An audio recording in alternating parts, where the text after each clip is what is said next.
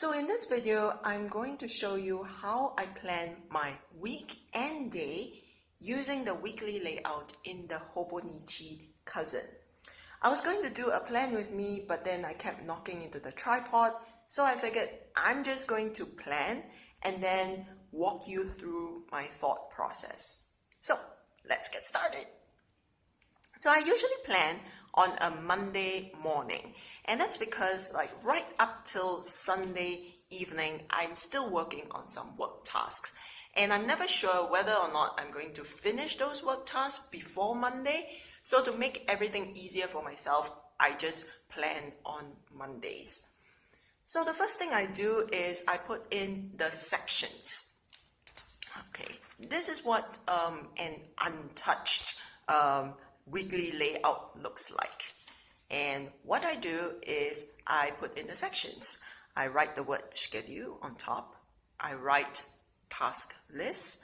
I write in the numbers for the timeline. And then on the side panel, I write priorities, secondaries, admin or chores for fun. On the bottom panel, I write waiting on and keep in view or KIV. So after I'm done sectioning out this page, these two pages, then I populate this part and this part with my tasks. So priorities are things that, or tasks that I absolutely have to get done by the end of the week. So these are things that are due this week. Secondaries are things that are important, but then the deadline is not this week. The deadline is sometime in the future. And if I have completed the task in the priority task list, then I can go on to do the tasks in the secondary task list. For the past month or so, I have not touched my secondary task list because my priority task list is already so long, as you can see. So I just basically focus on my priority task list. But it's still nice to have a secondary task list. I have a section for admin or chores. So these are things that are unimportant but are kind of urgent. I have to do them by the end of this week at some point.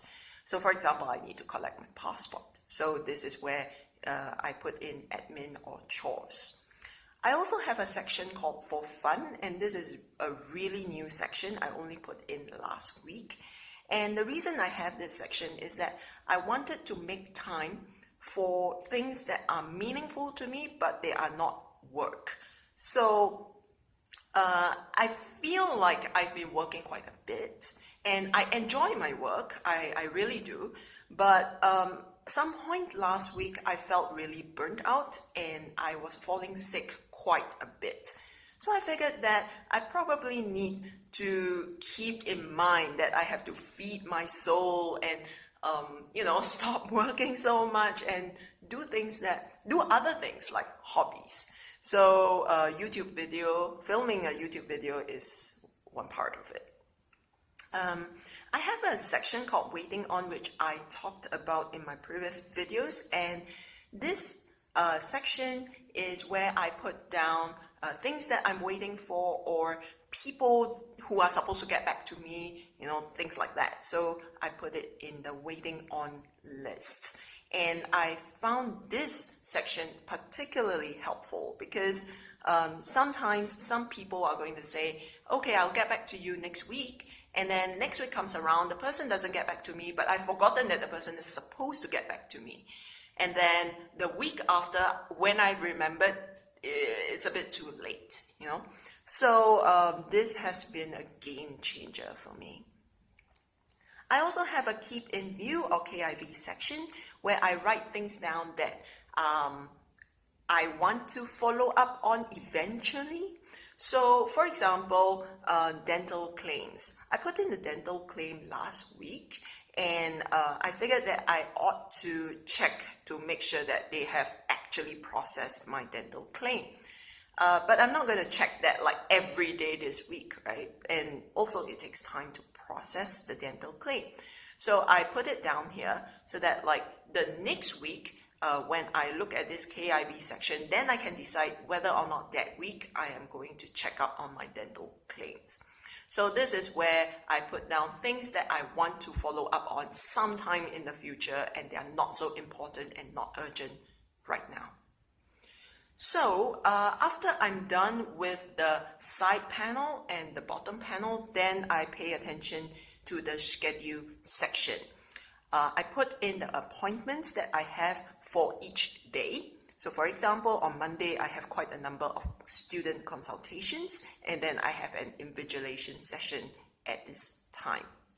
So I write that down in the schedule section. And then I also write down day-specific tasks. So for example, on this day, I have to invigilate a test, and there are some slides that I need to download, instructions for the students. So I have to download those slides and I write it down here. So this is not a particularly important task for me or whatnot. It's just specific to that tasks or specific to that day, and I will write it down here. So for example, on this day, I'm supposed to collect my passport, so I write here, collect passport. So that is how I plan my week. And remember, I'm planning this on a Monday morning. So this means that once I'm done with planning for the week, I go straight into planning for the day.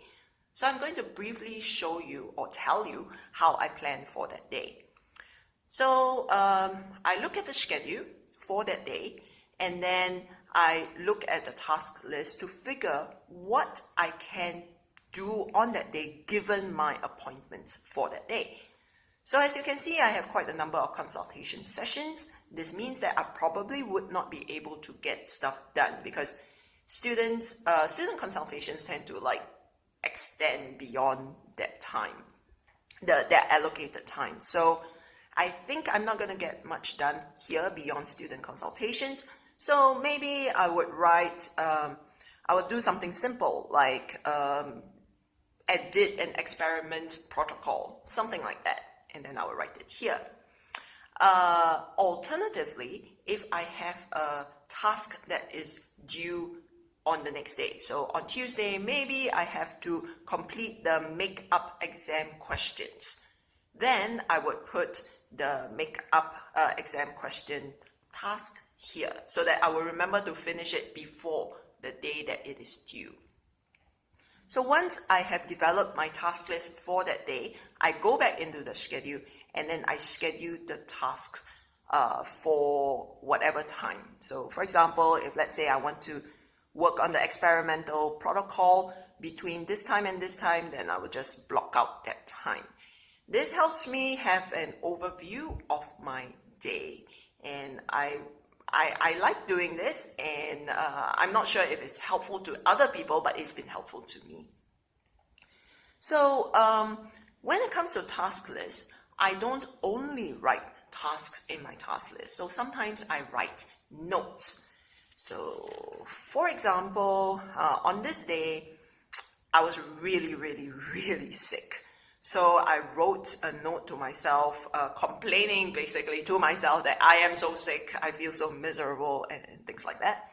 But I visually separate the tasks from the notes by indenting the notes. So you can see that I have left one column blank, and these are my notes. Alternatively, I put an asterisk. So I write both tasks and notes in the task list, kind of like a bullet journal system, right? You write both notes and tasks in for that day.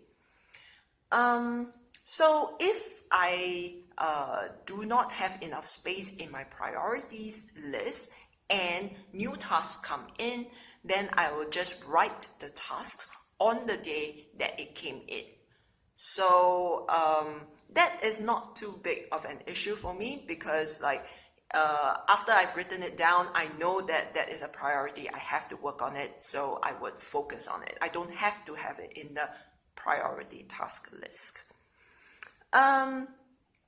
At the beginning of each day, I weigh myself. So I track my weight at the top row right here.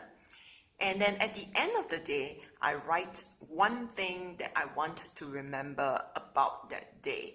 And it doesn't have to be good things. It could be like bad things. So let's see. On this day, I said I went to make a new pair of spectacles because I destroyed my old my old pair.